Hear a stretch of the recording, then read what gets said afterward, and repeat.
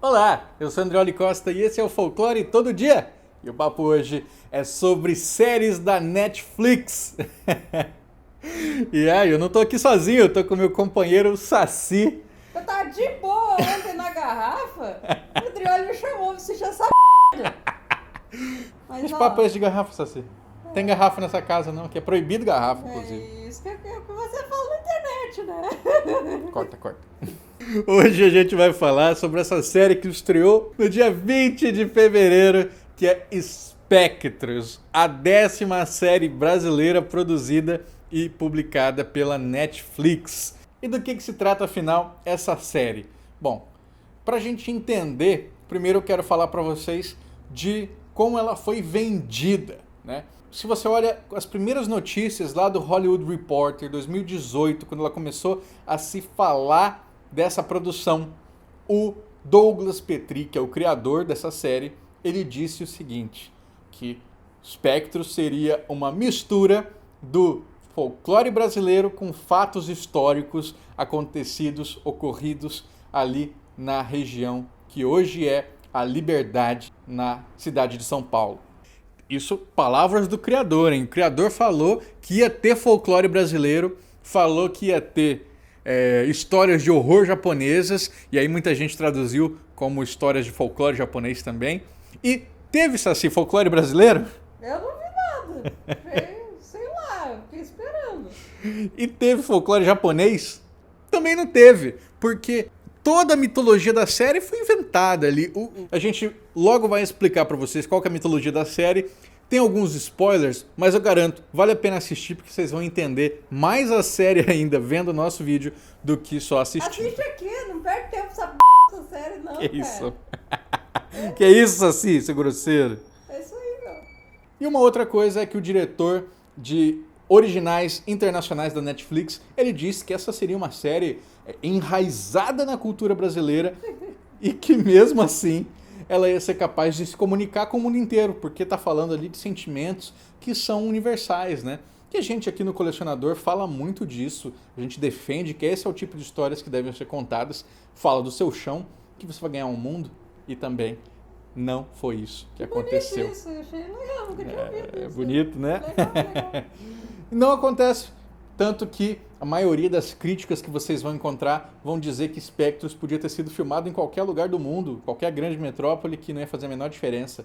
Então é uma pena. Bom, para a gente entender, a gente tem que dizer que Spectros acontece em 4 tempos, vamos dizer assim.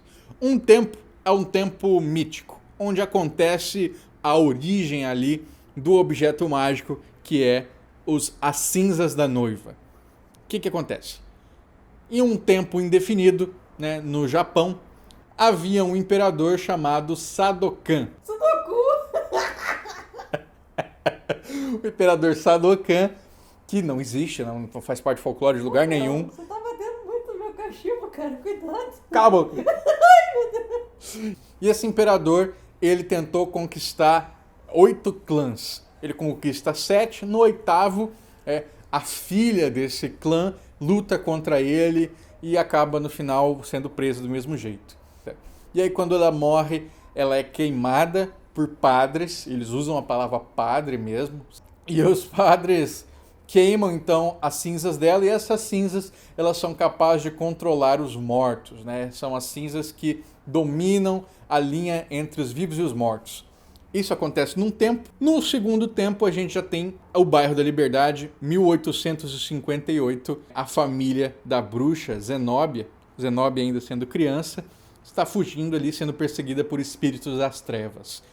E o que é interessante, 1858, Saci, não sei se você sabe, é o último ano em que funcionou aquele cenário onde eles estão, que é o cemitério dos enforcados, né? O cemitério dos aflitos, como se chama. Eram enterrados os indigentes e eram enterrados os enforcados, né? É lá que eles vão procurar asilo, né? Pedindo ajuda para proteger as cinzas. E a Zenóbia, então, criança, ela consegue lançar um feitiço capaz de esconder essas cinzas. E aí você vai para os próximos tempos da história. Então, ela criança já era bruxa. Já era bruxa. Pois é. Poderosa, né? Doideira. E a gente encontra um terceiro tempo ela na história já na década de 40, quando os japoneses do Brasil eles foram retidos em campos de concentração, principalmente lá no norte do país, por suspeita de que eles eram espiões da Segunda Guerra Mundial. Quem meteu? O governo brasileiro. Fascistas! Fascistas! E aí, é lá que a Zenóbia vai encontrar o Celso. O Celso que é o pai da nossa protagonista, Mila, e faz um pacto com ele lá, dizendo que todos os descendentes dele teriam que servi-la e em troca ele ia ser curado. E aí ele faz esse pacto. Só que tem um problema nessa si. Ela enche o saco lá depois que ele teve filha, mas no pacto falava sobre descendência, então... Ela fica o tempo inteiro depois jogando na cara dele, você teve filho, você escolheu ser pai ao invés de me servir. E não é escolher ser pai, tipo um pai presente, porque ele é um pai horroroso. E é bebum. Então, grande problema aí da série, que é a coerência. E aí depois, então, o seu quarto tempo, que é o contemporâneo, onde os problemas vão começar a surgir, né? E onde o Celso, ele deixou de ser um guardião totalmente, deixou de fazer o treinamento com a Zenóbia, virou um bêbado maluco. E ali que os mortos começam a aparecer de novo na liberdade. Mas o que é mais interessante, ninguém nota, porque São Paulo é essa capital de gente estranha, né? Então eles só acham que é mais um maluco. Então tem um indígena lá que parece que saiu de Uga Uga, né? Super estereotipado, uma coisa horrível. Muito doido. E aí ele fica falando e as pessoas passam por ele, tipo, sai daqui, maluco. O que isso tem a ver? Enfim. E esse é a grande trama da série, que as pessoas então vão ter que proteger essas cinzas que estão em perigo, porque senão vai acontecer de esses mortos serem controlados por aquela que é a grande mitologia verdadeira da série. Já que ela não fala de folclore brasileiro, nem de japonês, ela fala do quê? Do quê? De necromancia. Oh! Sim, eles escolheram a necromancia, então o grande mal Que necromancia? é o necromante. E aí eles até usam referências lá estrangeiras, falam de Lovecraft, falam de Dungeons and Dragons. Mas por que não fala do Brasil, do Japão? Tem tanta coisa sobre mortos nessas culturas. Tem tanta coisa sobre mortos e escolheram uma coisa super genérica. Então, a gente vê duas coisas, né? A primeira, parece que não teve pesquisa nenhuma, não se esforçaram ali em mergulhar no folclore brasileiro ou no folclore japonês e encontrar soluções. Você tem um gravíssimo problema nessa série, que é a sua esquizofrenia. Ela é claramente feita para mercado externo, ela é feita para exportação. Só que, ao mesmo tempo, ela espera que você tenha um conhecimento prévio inexistente, né? Então, coisas que são muito interessantes, né? Esses fatos históricos que eu falei para vocês, do campo de concentração, do cemitério, das pessoas que morreram ali. Só paulista que sabe isso aí. Isso é muito local.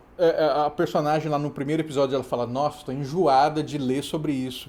Parabéns, porque a gente não sabe, né? A gente que é de fora nunca ouviu falar disso. Não sabia nada sobre a Liberdade, só sabia que era um bairro de feira japonesa. É bom, hein? E essas informações na série, elas aparecem assim, ó. Só um pouquinho, só um detalhe e logo somem. Então, ao mesmo tempo que ela está sendo feita para fora, ela exige coisas de dentro. Muito complicado. Muito específico. E os atores também, Saci?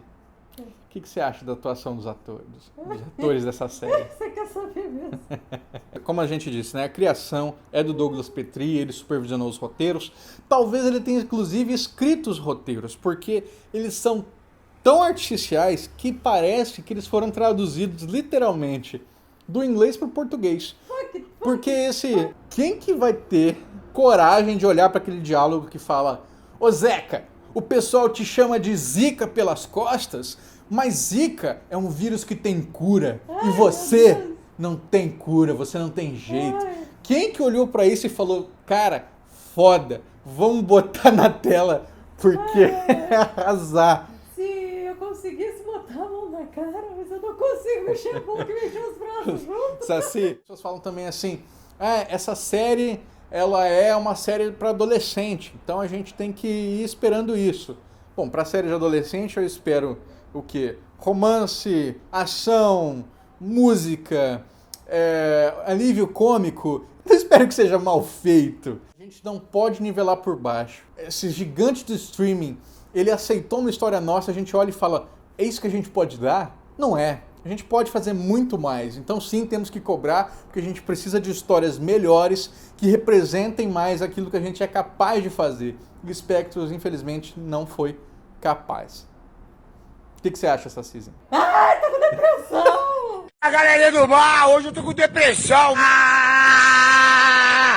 Tô com depressão. Salve, galerinha do mal. Tô com depressão. Isso. E tava onde antes? Ei, cala a boca, gato! Vai passar. Ai, meu Deus, hoje tá difícil. Ai, esses gatos. Mata, Saci, mata o gato!